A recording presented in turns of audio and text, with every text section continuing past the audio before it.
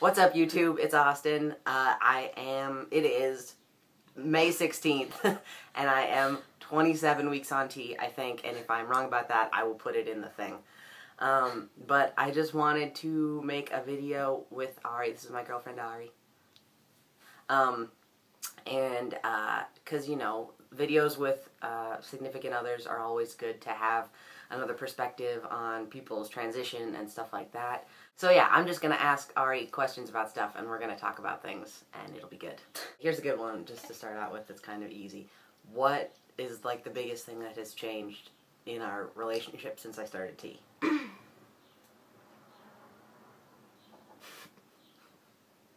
Nothing. What do you think the biggest thing is? I mean, I think the biggest thing that has changed in our relationship since I started T, because we started dating, for those of you that don't know, we started dating, well, like 3 years ago, but, so that would have been, like a year before I came out to everybody, a year and a half, something like that. So we've been dating, like, since before when I was, like, seen as female in the world, and then, like, now I'm not. So I think the biggest thing that has changed in our relationship is that as I got more involved in transitioning and, like, trying to get my stuff ready to get my T-letter and top surgery and all this stuff, that I would get so excited about it because I was so excited and it was so awesome. But then I got too tunnel vision-y about it. So there have been times where we've been like, hey, we need to take a moment and realize that, like, this is two people in a relationship, and we can't just be focused on my transition stuff all the time. So to take that time to be like, hey, I know that's a big thing in my life, but, like, what are the big things in your life that, like, we want to be, like, focused on and working towards and excited about and stuff, and it just gets to be sometimes too much on the person who's transitioning, and you have to back off, I think. I get similarly focused on your transition stuff, I think, because, you know, when you have these questions like, how am I going to afford top surgery, like, stuff like that. You want to help because... I want to help, and I just get really focused on trying to figure out how to help you with that, and, like, I get too focused on your journey, and I, like, don't pay attention to myself, and then I get really, it, like, builds up, and I get really resentful, and then I have to, like, pull it back. Yep. Yeah. Realize that I'm doing that. Right, and you don't get to, you, like, have so much mental energy that you're spending trying to think about the other person's, like, care of the other person, that you don't do enough self-care stuff. Which I think can happen in a relationship regardless of what you're dealing with as a couple, but right now it tends to happen with the transition stuff for us sometimes. Yeah. So I think that's the biggest thing that I've noticed that's changed. Yeah, go ahead. One thing that I've noticed since you started T is that I feel less pressure to present as more femme, like when we're out and about, because before he started T, when he was, like, out but hadn't started his physical transition, sometimes I felt like I needed to be more feminine when we were out so that people would read him as more masculine, like when they saw us together. Which was super nice of you. Like, I never would have asked that, but I understand that you felt like that. But I had this instinctive, because I was like, I know that people will read you as more masculine if I'm providing a clear counterbalance. Yeah. But it wasn't always super comfortable for me, because I am just not a super feminine person. So I feel, I think, less pressure now to do that. Like, I feel more comfortable going out and just being dressed the way I feel comfortable, and it doesn't, I feel like it doesn't affect as much the way we're seen as a couple. I don't know. Yeah, and like, sort of like jumping off that, do you find it weird now or different that we are read as straight instead of being read as more, like, obviously queer or gay? Yeah, I mean, it feels different because it feels less threatening to be read as a couple. Like, I think that while we've been fortunate to live in places that aren't really hostile to LGBT people, I still sometimes got, like, nervous in public and just felt like if we're holding hands in public, like, is somebody gonna come out and just, like, yell at us about being gay or something? So in a way, it feels safer, which isn't really a good thing. No, like it shouldn't be that way. It shouldn't be that way, It but just is. But I do feel like less tentative about like PDA and stuff, I guess. Now. Yeah. Thinking about like when it was pretty much how many months had we been talking, or like were we dating before I told you about like my gender stuff? I feel like it was not that. I want to say like 2 months. Yeah, or it was something. pretty soon after we started dating where I was like, I'm dealing with all this gender stuff and it's crazy and it makes me feel crazy. Yeah, he was like out to me as genderqueer at first when we first started dating.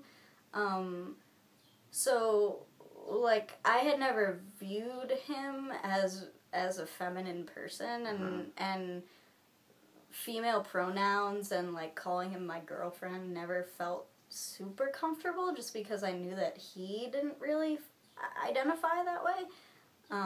So when he eventually, I mean, we were dating for like a year or a year and a half then before he finally said like, hey, I want to try using this different name and pronouns.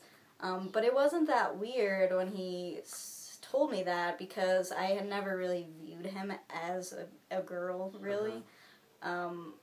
So it was hard to get used to a different name, just because, like, you know, that's a change. But and it was hard for me, too. It was weird at first, too, using a different name, because I think even though maybe you don't love your birth name, there's, like, you've been called that your whole life. So, like, it's weird, too, to hear somebody calling you a different name.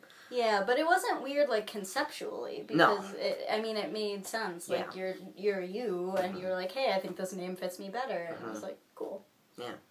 Yeah, and the pronouns thing, like, that wasn't really a big issue between us either. It didn't take long for it to...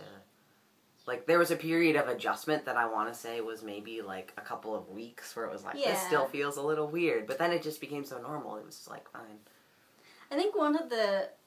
Maybe going back to things that have changed, something that's been interesting is having told all of these people that I was in a relationship with a girlfriend, then having to sort of correct that and get everyone on board with the fact that my boyfriend's name and pronouns were changed. Yeah, because you weren't out as gay before, so you had to, like, come out as gay when we started dating, and then you had to, like, re-come out to everybody and be like, well, I haven't changed, but now my girlfriend is now my boyfriend. Yeah, so, like, it was kind of funny, but for the most part, it's just, like, has just been, like, oh, actually, like, my boyfriend is going by Austin now, he's using male pronouns, so that's a thing. Yeah. And most people are just like, oh, okay, and they might, like, mess up a couple times, but, like, my friends and everything, like, after a couple days, we're just, like, totally used to the idea, and... Yeah. Everybody's been pretty sweet about it. We had a friend whose one of her parents, she had been telling them about us dating. And basically the parents' reaction was, why would anybody date somebody who's trans? Like, why would you put yourself through that? Because it's so, like, that's gotta be terribly difficult. And it was just kind of a funny thing, because... we were all laughing about it, because to us it was just, like, a funny question. Because to me it's like, why would I do it? Because it's the same person that I fell in love with and I still love. Like, nothing has changed about him intrinsically. All that's changed is, like, the way that people read him now socially, or, like, the way he's presenting. But I mean, like, I guess to some people that is a question, but... Why would you do that?